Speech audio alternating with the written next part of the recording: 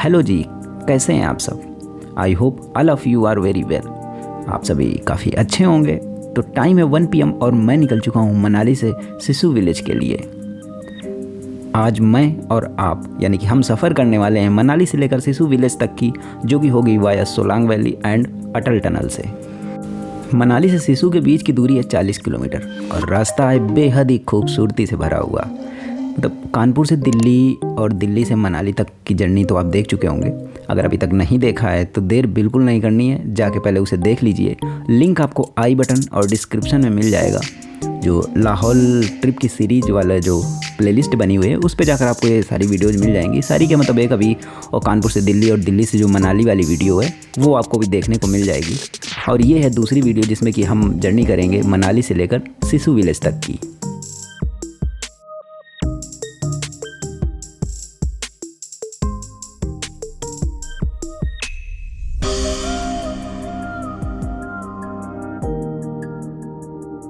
तो अभी हम जहाँ पर चल रहे हैं ये है मनाली ले हाईवे, और ये जो सामने आप सुंदर सा ब्रिज देख रहे हैं ये है सोलांग वैली ब्रिज।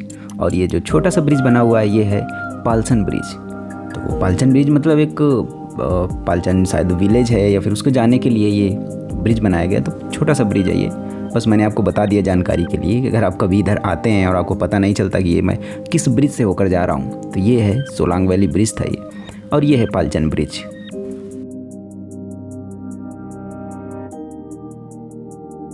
अगर मनाली ले हाईवे पर आपको खाने पीने के ऑप्शन की बात करें तो खाने पीने के ऑप्शन की आपको कोई कमी नहीं होगी। जगह जगह पर रेस्टोरेंट और ढाबे के ऑप्शन मिल जाएंगे आपको। तो अगर आप खुद के व्हीकल से आ रहे हैं तो आपको खाने पीने की कोई प्रॉब्लम नहीं होने वाली है। आप कहीं भी रुक कर खा पी सकते हैं। और जो टूरिस्ट मनाली आते हैं वो सोलांग वैली ज़रूर आते हैं। उसका रीज़न ये है कि सोलांग वैली में मोस्टली कहीं कहीं पर स्नो देखने को मिल जाती है और स्नो मिलने के चांसेस रहते हैं। और अगर स्नो ना भी मिली तो ग्रीनरी को एंजॉय कीजिए, माउंटेन्स को एंजॉय कीजिए, और दूर पहाड़ों पर जो बर्फ़ दिखाई देती है बस सुकून मिल जाता है उसे देखकर। और अगर इतनी गर्मी में बर्फ़ देखने को मिल जाए ना तो बस आपको तो पता ही आँखों को कितना सुकून मिलता है गर्मी में बर्फ़ देखकर।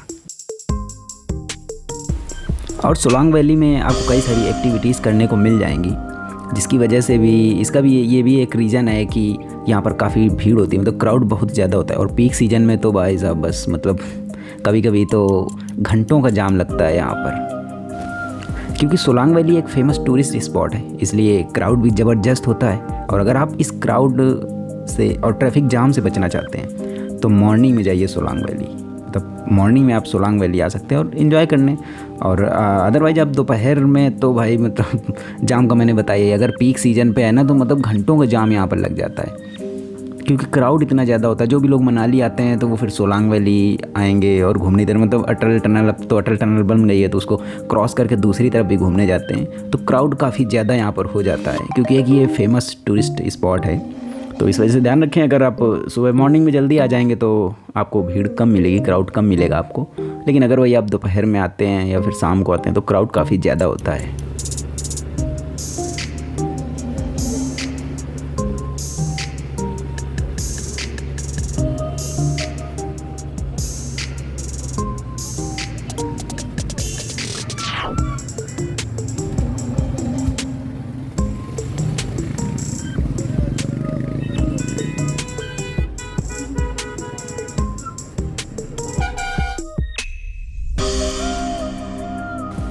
अब बात करते हैं मनाली से सिसु जाने की। अगर आप मेरी तरह सोलो ट्रैवलर हैं तो आपको बस से जाने में ही फ़ायदा है। जो बस मनाली से केलोंग के लिए जाती है उसी बस में आप सिसु तक जा सकते हैं। या फिर अगर आपको केलोंग जाना है तो वो जो बस आती है, कोई बस आती है मतलब मनाली, जो कुल्लू से बस चलती है, कुल्लू मनाली, फिर उसके बाद सिसु, केलोंग और उदयपुर। तो उदयपुर जाने की जो बस होती है वो केलोंग से मिलती है, लेकिन बसेज में लिखा होता है कि मनाली, केलोंग, उदयपुर ऐसे लिखा होता है, लेकिन वो जाती केलोंग तक है। तो जो बस मनाली से केलोंग के लिए जाती है उसी बस में आप सिसु तक जा सकते हैं। और इंसिडेंट क्या हुआ मेरे साथ, जब मैं मनाली बस स्टैंड पे खड़ा था तो कई सारे टैक्सी वाले मेरे को पूछ रहे थे मतलब कहाँ जाना है, कहाँ जाना है। तो फिर मैंने बताया, एक दो को मैंने बोला सिसु विलेज तक जाना है। तो एक ने तो बोला कि हाँ 1500 रुपये में मतलब शेयरिंग में छोड़ दूँगा। मैंने बोला भाई तू अपना काम कर, मेरे को जाना ही नहीं है। फिर दूसरे ने मेरे से बोला चलो अच्छा 1000 में मैं आपको शेयरिंग में 1000 में छोड़ दूंगा सिसु विलेज तक। और एक ने तो यहाँ तक बोला कि बस जाएगी ही नहीं। मतलब आप देख रहे हैं, मतलब उसने मेरे से यहाँ तक बोल दिया कि बस तो जाएगी नहीं भाई, बस अगर तुम ऐसे ही दिन भर खड़े रहोगे। मैं कहा ठीक है, मेरे को खड़ा रहने दो। बोला बस जाएगी ही नहीं, यहाँ पर बस आती है तो काफ़ी भीड़ होती है बस में और जगह नहीं मिलेगी तुमको। तो मैं कहा हाँ ठीक है, ये बात तो मुझे भी पता है कि हाँ बस में भीड़ होती है, लेकिन फिर भी बस जाएगी नहीं, ये यार कौन सी बात होती है। तो मैंने कहा भाई अब आप अपना काम कीजिए, मेरे को जाना होगा तो मैं चला जाऊँगा, नहीं जाना होगा तो मैं नहीं जाऊँगा। तो आप भी कभी अगर जा रहे हैं तो थोड़ा सा तो आपको सावधान रहना होगा इन चीज़ों से। अगर आप उनकी बातों में आकर, मतलब सोलो ट्रैवलर हैं, उनकी बातों में आकर आप अगर 1500 या 1000 रुपये में शेयरिंग में सिसु विलेज तक जाएंगे जो कि 40 किलोमीटर है, तो हाँ थोड़ा सा आपको कॉस्टली मतलब पड़ सकता है। और बस का फेयर जो HRTC की बस होती है उसका फेयर होता है मात्र 80 रुपये। तो जब आप 80 रुपये में वहाँ तक पहुँच रहे हैं तो फिर आपको 1000 या 1500 रुपये खर्च करने की क्या ज़रूरत है। एक्चुअली होता क्या है कि जब आप सोलो ट्रैवल करते हैं ना तो लोगों को लगता है कि बंदा अकेले है तो ज़्यादा अप्रोचेबल है, बट बात यह नहीं कि बंदा अप्रोचेबल है, मतलब वो बेवकूफ़ नहीं है। आप तो लोग सोचते हैं कि इसको जल्दी से बेवकूफ़ बनाया जा सकता है, लेकिन ऐसा नहीं होता है। तो आप इस चीज़ का ध्यान रखें। तो पॉइंट ऑफ व्यू ये है कि आप मात्र 80 रुपये में मनाली से सिसु पहुंच सकते हैं। जैसे ही बस आए आप सीट ले लीजिए और टिकट आपको बस के अंदर ही मिलेगी। अगर आपको बस में जगह नहीं मिलती तो आपको शेयरिंग टैक्सी में 500 रुपये से ज़्यादा नहीं देने। शेयरिंग टैक्सी आपको 500 रुपये में मिल जाएगी।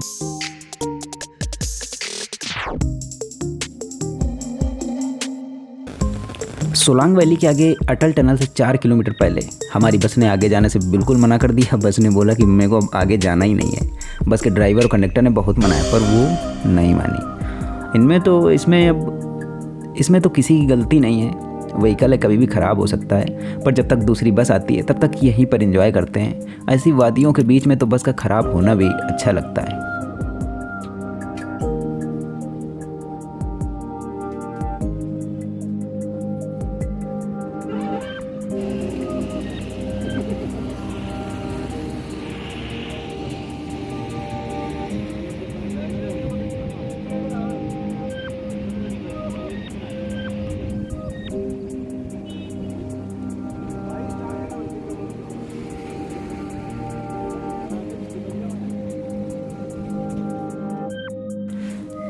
खैर कुछ इंतज़ार करने के बाद मनाली से दूसरी बस आ गई और हम फिर चल दिए अपनी जर्नी पर।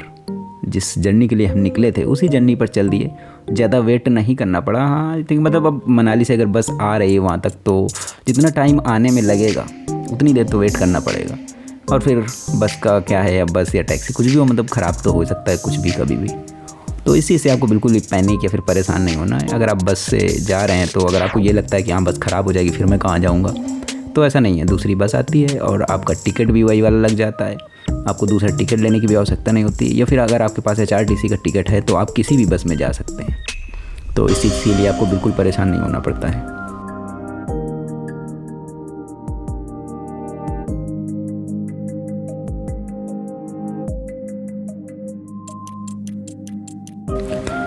और जिस रास्ते पर अभी चल रहे हैं ये रास्ता है रोहतांग टनल यानी अटल टनल के लिए।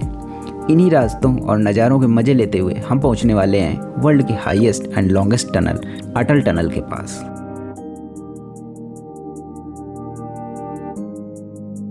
तो लो जी, यहाँ पर भी काफ़ी टूरिस्ट आए हुए हैं। और मैंने आपको बताया जो टूरिस्ट आते हैं मनाली वो सोचते हैं कि ठीक है जब मनाली तक आए हैं तो आगे सोलांग वैली और अटल टनल भी देख लेते हैं। और अटल टनल के उस बार पहले क्या था कि पहले अटल टनल बनी नहीं हुई थी तो लोगों को रोहतांग पास से होकर जाना पड़ता था। लेकिन जब से अटल टनल बनी है 2020 में बनी थी ये, तब से लोगों को होता है कि वो सोलांग वैली आए तो चलो अटल टनल भी देख लेते हैं। इस वजह से यहाँ भी थोड़ा सा क्राउड रहता है, लेकिन फिर भी सोलांग वैली से कम क्राउड यहाँ पर होता है। और यार फिर टूरिस्ट यहाँ पर आए भी क्यों ना, जगह इतनी खूबसूरत है तो कौन नहीं देखना चाहेगा।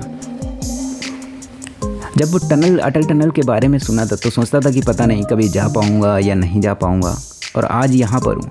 सच में मतलब एकदम अलग फीलिंग है, इमोशनल हो गया यार, मतलब थोड़ा सा। तो अब थोड़ा सा बात करते हैं टनल के बारे में। ये 10,000 फीट की ऊंचाई पर स्थित दुनिया की सबसे लंबी टनल है। अगर इसकी लंबाई की बात करें तो इसकी जो एक तरफ से दूसरी तरफ की पूरी लंबाई है टनल की वो 9 किलोमीटर है। जब ये टनल नहीं बनी थी तो रोहतांग पास से होकर जाना पड़ता था। लोग जो मतलब ले जाते थे या फिर जो इधर रोहतांग पास पूरा क्रॉस करके जाना पड़ता था उनको। तो जब से ये टनल बन गई है तब से कम मतलब 46 to 47 किलोमीटर का जो एक राउंड है वो बच जाता है। मतलब इतनी दूरी कम हो गई है टनल बनने से, क्योंकि इससे आप सीधे पहुंच जाते हैं। और टनल के बनने के बाद से लाहौल का जो टूरिज्म है वो भी बड़ी तेज़ी से बढ़ा है। यह टनल अक्टूबर 2020 में बनकर, जैसे मैंने अभी बताया कि 2020 में बनकर तैयार हुई थी, तो ये अक्टूबर 2020 में बनकर तैयार हुई थी। और इस टनल में मतलब सुरक्षा के भी काफ़ी अच्छे खासे इंतजाम हैं। और ये जो मेन टनल है इसके अंदर एक जो सिक्योरिटी टनल वो भी बनाई गई है, जिससे अगर कभी कोई हादसा हो जाए तो लोगों को सुरक्षित निकाला जा सके। पूरी टनल जो है वो CCTV से लैस है। अगर कोई एक्सीडेंट होता है या कोई घटना होती है, कोई दुर्घटना होती है, तो कैमरे खुद ही डिटेक्ट कर लेते हैं। शायद ये पहली ऐसी टनल होगी जहाँ पर नेटवर्क की जो कनेक्टिविटी है वो बहुत ही अच्छी है। बाकी तो मैंने टनल में देखा है, और जो टनल्स हैं उनमें मैंने देखा है कि उन पे अंदर घुसते ही नेटवर्क चले जाते हैं, बट इस टनल पे नेटवर्क नहीं जाते हैं। एक तरफ से आप टनल में एंटर करते हैं और दूसरी तरफ निकलते हैं बिल्कुल अलग ही दुनिया में। अलग ही दुनिया से मेरा मतलब है कि टनल की दूसरी तरफ लैंडस्केप बिल्कुल चेंज होता है। मतलब बेहद ही खूबसूरत लैंडस्केप होता है चारों तरफ का। टनल से थोड़ी दूर चलने के बाद आप पहुँच जाएंगे सिसु विलेज। और अगर दाईं तरफ आप जाते हैं, जब टनल से निकलने के बाद अगर आप दाईं तरफ जाते हैं तो ये रास्ता जाता है इधर बारालाचला और कोकसर की तरफ। बट अगर आप बाईं तरफ जाएंगे लेफ़्ट साइड में तो ये सिसु विलेज के लिए रास्ता जाता है। तो इस तरह से आप सिसु विलेज तक की जर्नी कंप्लीट कर सकते हैं। और आई होप कि आपको जर्नी बेहद ही खूबसूरत लगी होगी। तो आज के वीडियो में बस इतना ही। और वीडियो देखने के बाद एक लाइक और एक प्यारा सा कमेंट करके बताइए आपको वीडियो कैसा लगा। अगर आप फर्स्ट टाइम चैनल पर आएँ तो सब्सक्राइब करना तो बनता है यार, भूल मत जाना। तो चलता हूँ, मिलूँगा आपसे नेक्स्ट वीडियो में। तब तक अपना ख्याल रखिए और एक्सप्लोर करते रहिए। मैं मिलूँगा आपसे नेक्स्ट एक बड़े ही खूबसूरत वीडियो में। तब तक के लिए bye bye and take care.